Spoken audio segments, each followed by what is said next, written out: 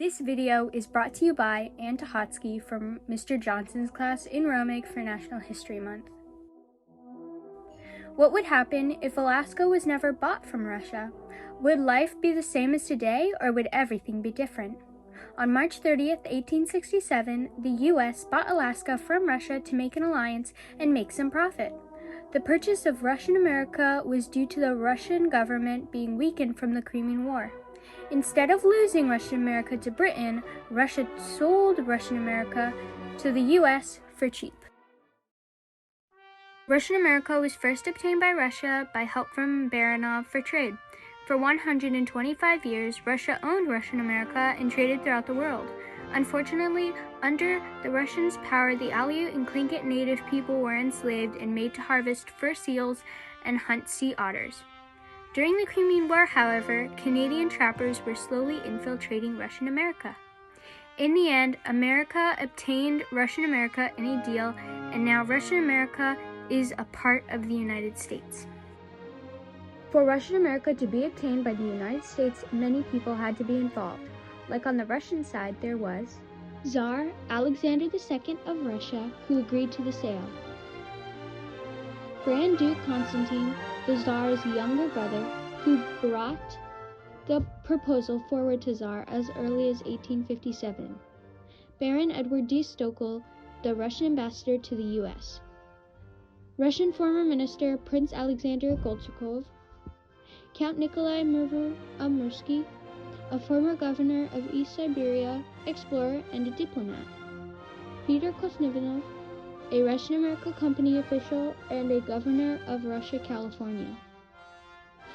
Alexander Baranov was a former governor in Russian America. On America's side, there was Secretary of State William H. Seward, who gets most of the credit for pushing the sale through. President Andrew Johnson, who submitted the signed treaty for congressional approval. Senator Charles Sumner of Massachusetts and head of the Foreign Relations Committee gave a 3-hour speech and helped pass the treaty. Union General Lovell Roosevelt, a member of the House of Representatives, who would serve a key role as the senior military officer in Alaska during transfer. U.S. Senator to Russia Cassius M. Clay, an abolitionist, former senator from Kentucky, Union General, and Lincoln ally.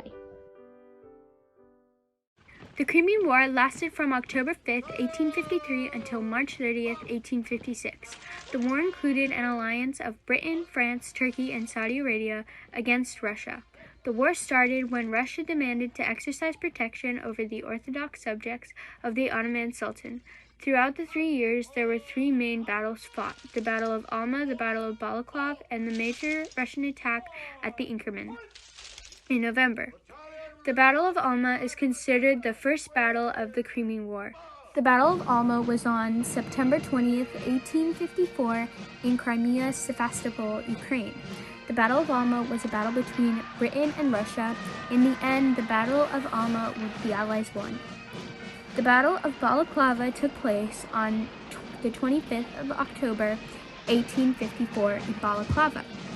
During the Battle of Balaclava, Britain was trying to keep control of Balaclava, but due to a mistake, many British cavalry were killed. Although Britain kept Balaclava, the victory was mainly given to Russia because of how many people Britain lost. Last but not least is the Russian attack in Inkerman, which happened during the 5th of November, 1854, in Inkerman, a village southern Crimea. The battle was with allies of Britain and France against a trade agreement. In the end, Russia was deemed to be weaker than the Allies expected because they lost. During the Crimean War, America was determined to stay out of the war, but helped their Russian pals obtain supplies. Russia had many plans for Russian America. In the beginning, Russia wanted Russian America for the sea otter pelts it had to offer. Peter Kosnivanov built up regular trade with Russian America for Russia. The Russians said they would sell Russian America in 1854 because of their financial dilemma and the need for money to finance the Crimean War. Alexander Gorchakov, a former minister of the Russian Empire, told Baron Edward D. Stokel, Russian ambassador to the U.S., to push Washington, D.C. in favor of buying. Nikolai Minilov was a Russian politician and felt Alaska should be sold because of how difficult it was to maintain. Prince Gorshakov saw no political necessity in selling Alaska and said he would only sell if he knew what the United States was going to pay. Russian America was very smart and sold Russian America instead of losing everything to their enemy, Britain. Russia made a great deal of money even though it wasn't everything they wanted. Russia wasn't too pleased with selling, but it was better than losing everything they had in Russian America. Prior to the Civil War, America was thinking about buying Russian America, but the Civil War delayed negotiations. However, Cassius Marcellus Clay, an abolitionist senator from Kentucky, became an ambassador to Russia in March of 1861 until 1862, when he was called back to the commissioned as a brigadier general. One of the conditions Clay made to become one of Lincoln's generals was that Lincoln put forth an Emancipation Proclamation. Clay had witnessed Tsar Alexander II free the serfs in 1861. Something also important is that Russia supported the Union while Britain supported the Confederacy. I have discovered that the purchase of Alaska was very much tied to the politics of slavery and the Civil War. This is not talked about in most history books, and I do not know why Cassius Clay is not credited as a key person in the purchase of Alaska by the U.S. To persuade the United States to buy Russian America, Charles Sumner made a speech. This speech was made on April 8, 1867, and contained details about Alaska, such as resources and temperature. Sumner first makes points on temperature and how cold Russian America is. Secondly, Sumner talks about the natural resources that Russian America has. Natural resources such as spruce and fir trees, minerals and ores, exclusive furs like black fox and sea otter, and a plethora of fish, and unlike any they have ever seen. Sumner talks about the alliance that can be made between the United States and Russia. Sumner proposes a new name. Sumner makes a great argument on how the name should be Alaska. It is justifiable for this purpose, and they would take the name from Captain James Hook, the illustrator navigator. Lastly, Sumner goes over the price of what they have to pay for Alaska and the history behind it. I interviewed Catherine Arndt, a professor at the University of Alaska Fairbanks and a leading expert on Russian America, and they answered some of my questions and gave me more answers. My first question was the British forcing their way into Russian America a real threat to Russia holding on to Russian America? They said that the British were not really a problem. The Russians' only concern was uncontrolled gold miners coming into Russian America.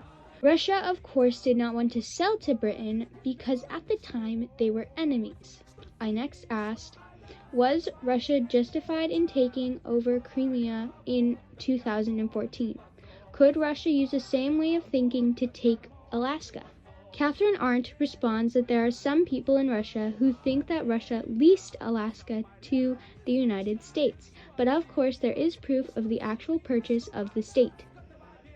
There is a possibility Russia will take back Alaska, but with all the information pointing that it was a provable purchase, it is very likely that Russia won't win that argument in international court. People are calling calling Alaska ice Crimea instead of ice cream. That's like a plain word. On March 30th, 1867, Russian America was finally bought by America with a treaty with Russia purchasing Russian America territories for $1.2 million. With about 97.9 million miles to Alaska and the $7.2 million for the whole thing, Russian America was bought by Alaska for about 0.07 cents per mile. On October 18, 1867, Alaska was formally transferred from Russia to American control at Sitka, Alaska. The House of Representatives approved funding for the purchase of Russia by a vote of 113 to 48 on July 14, 1868. Finally, in spring 1899, the Nome Gold Rush began producing enough gold to vindicate Seward's push to purchase Alaska.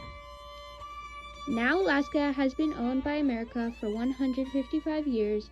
Interestingly, after getting the money from the purchase, Russia used most of the money for railroad equipment to expand the Russia's railroad system. Unfortunately, we don't know where a large portion of the money went.